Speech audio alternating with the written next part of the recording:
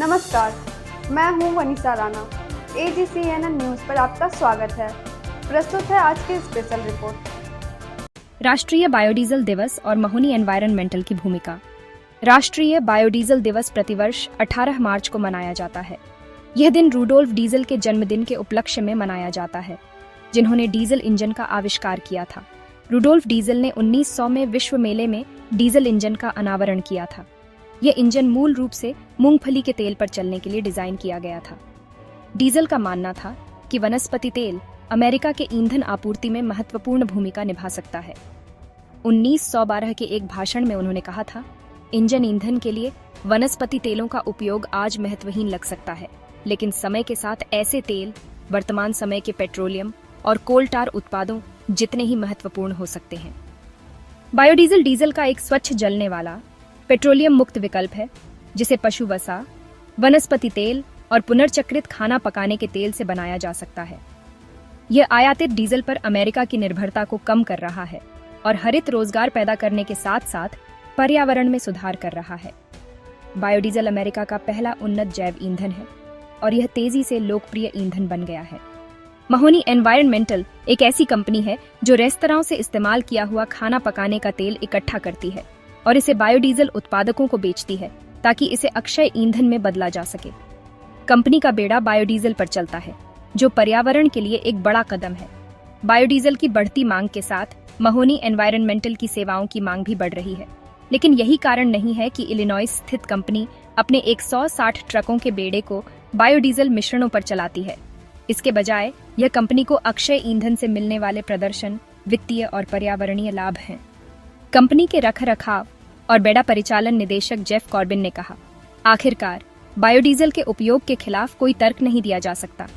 महोनी environmental के सभी 50 राज्यों में रेस्तरां ग्राहक हैं जो इस्तेमाल किया हुआ खाना पकाने का तेल उठाते हैं, ग्रीस ट्रैप की सर्विसिंग करते हैं, खाना पकाने के तेल को संभालने के लिए मालिकाना उपकरण प्रदान करते हैं और कुछ बाजारों में ताजा तेल पहुंचाते हैं। कॉर्बिन का काम यह सुनिश्चित करना है कि क्लास 7 और क्लास 8 ट्रकों का पूरा बेड़ा किसी भी दिन अच्छी स्थिति में रहे। इसलिए भले ही उनका नियोक्ता बायोडीजल उद्योग से जुड़ा हो, अगर ईंधन काम नहीं करता तो वह इसका इस्तेमाल नहीं करेंगे। बायोडीजल के उपयोग से ट्रकों की प्रति गैलन माइलेज स्थिर बनी हुई है। अतिरिक्त चिकनाई के कारण इंजन के पुर्जों पर घिसाव कम हुआ है तथा स्वच्छ ईंधन के उपयोग से ट्रकों के पश्चात उपचार प्रणालियों को मदद मिली है। बायोडीजल ने महोनी एनवायरनमेंटल के लिए भी अच्छा वित्तीय लाभ कमाया है। यह अक्सर पूरे देश में पेट्रोलियम डीजल की तुलना में बायोडीजल के लिए कम भुगतान करता है। कंपनी को अपने गृह राज्य इलिनॉइस में और भी बचत मिलती है, जहां B11 और उससे अधिक के बायोडीजल मिश्रणों को राज्य के 6.25% बिक्री कर से छूट दी गई है। इसके अतिरिक्त पेट्रोलियम डीजल की तुलना में यह ईंधन ग्रीन हाउस गैसों, कुल हाइड्रोकार्बन, कार्बन मोनोऑक्साइड और पार्टिकुलेट मैटर के उत्सर्जन को कम करता है। यह पर्यावरण के लिए एक बड़ा लाभ है और जलवायु परिवर्तन को कम करने में मदद करता है। महोनी एनवायरनमेंटल के प्रयुक्त कुकिंग ओनियल ग्राहकों में से एक REG रिन्यूएबल एनर्जी ग्रुप है, जो बायोडीजल उत्पादन प्रक्रिया में अपशिष्ट तेल को फीडस्टॉक के रूप में उपयोग करता है।